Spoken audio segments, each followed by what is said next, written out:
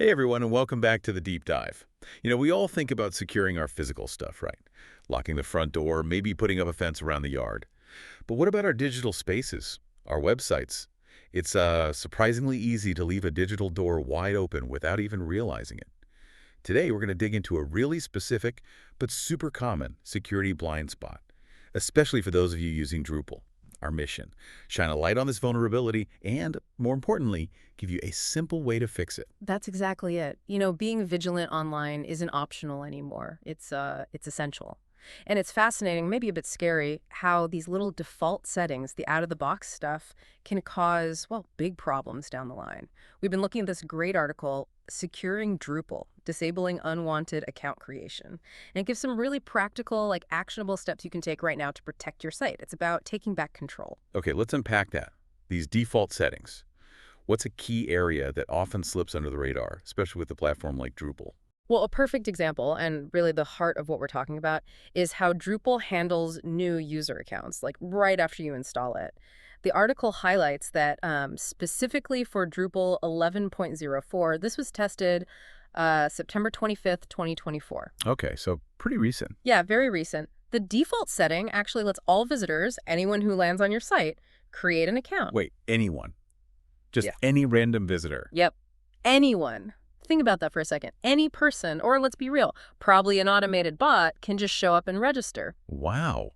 Okay, that's definitely something you might not check immediately when you're, excited about launching a new website. So what happens then? What's the immediate fallout from this kind of open registration? Right, it's easy to miss. Now, often these accounts need an admin to approve them, which is good. That's a layer of security. Uh-uh. But the problem is the sheer volume. Even with approval needed, just allowing the registration in the first place. It's like putting out a giant welcome sign for unwanted traffic. Malicious actors, or more likely, as the article says, bots, they find these sites. And they find them fast, I bet. Oh, yeah. Once you're live, you get indexed pretty quickly. And then they just start hammering it, continuously creating more and more basically useless accounts. Okay, here's where it gets really interesting then. The scale. So you, as the site owner, you just see this flood of pending accounts. Exactly. Imagine logging in and seeing hundreds, maybe thousands of pending signups from who knows where. It's like this constant low-level digital noise. And this ties directly into, broader website vulnerabilities, security concerns. Even if these bots aren't immediately breaking in, this default setting, it massively increases your attack surface. Attack surface, right? The number of potential entry points. Precisely. And Security Best Practice 101 is to minimize that. Keep the doors and windows locked unless you absolutely need them open. An open public registration page, if your site doesn't actually need it, that's an unnecessary open door. It invites probes, it uses up your server resources, clutters your database, and, it could potentially even hide more serious attempts happening in the background. It's just noise and risk you don't need. It makes you wonder, though, what's the point? What are these bots actually trying to do? The article mentions this too, that the ultimate goal is unclear. Are they just probing for any weakness? Or maybe trying to crash the site by creating so many accounts? Overwhelm it to find other ways in? Yeah, that's the million-dollar question, isn't it? The article is honest. It says the answer is not very clear. Mm-hmm. But here's the thing. What's fascinating is the ambiguity of their intent doesn't really lessen the risk.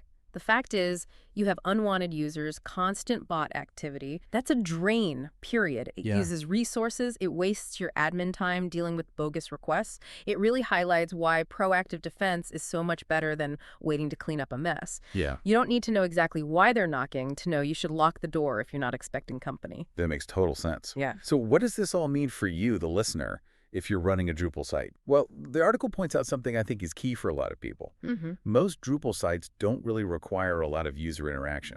Think about your own site. Do you actually need every visitor to be able to create an account? Exactly. The example they use is perfect. Imagine a Drupal website for a business that is just providing information about the business. Like a company site, portfolio, blog, basic info. There's just no reason for random visitors to have accounts. Right. It's not a forum or a community site necessarily. Precisely. So for those kinds of sites, and that's probably a lot of Drupal sites out there, this default setting is, well, it's just wrong. It's unnecessary exposure. That's where website protection comes in. Okay, this feels very relevant, and a lot of listeners might fall into that category. Informational sites, blogs. So allowing public signups is not just pointless, it's actively creating a risk. Yes. But thankfully, And this is the really good part. The fix is incredibly easy. Ah, the good news. So it's not some complex technical nightmare to sort out. Not at all. The article literally says it's extremely simple. Like a few clicks, no coding, no deep server dives. Okay, walk us through it. How simple are we talking? All right. So if you're logged into your Drupal site as an administrator, Uh-huh. you navigate the menu, go to configuration. Got it. Then, under people, you'll find account settings. Click that. Okay, configuration, then account settings. Yep. And right there, you'll see an option, clear as day, who can register accounts. By default, it's probably set to visitors. Right, which is the problem. Exactly. So you just change that setting, select administrators only, Just administrators. just administrators, then scroll down, hit that Save Configuration button, and that's it. Done. Seriously, Yeah. that's the whole fix. Configuration, account settings, change one drop-down, save. That's the whole fix. It truly is that simple. And remember, the article confirms this process worked on Drupal 11.04 on September 25th, 2024. So this is current verified info. Wow, okay, that's genuinely a relief. Yeah. And the immediate benefit is obvious, right? No more bots signing up. Bingo! You've just shut that door completely. No more constant stream of unwanted users. Yeah, No more bogus account requests flooding your admin panel. No more database bloat from those accounts. No more wasted server cycles. You've just eliminated that specific hassle and that specific risk vector.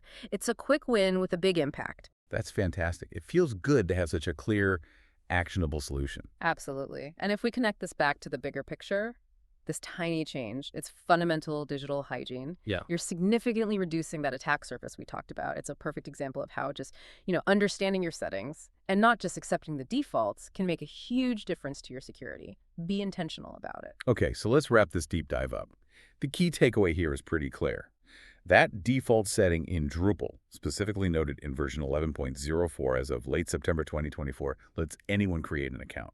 This usually means bots creating tons of useless accounts, which is annoying, resource draining, and a potential, if unclear, security risk.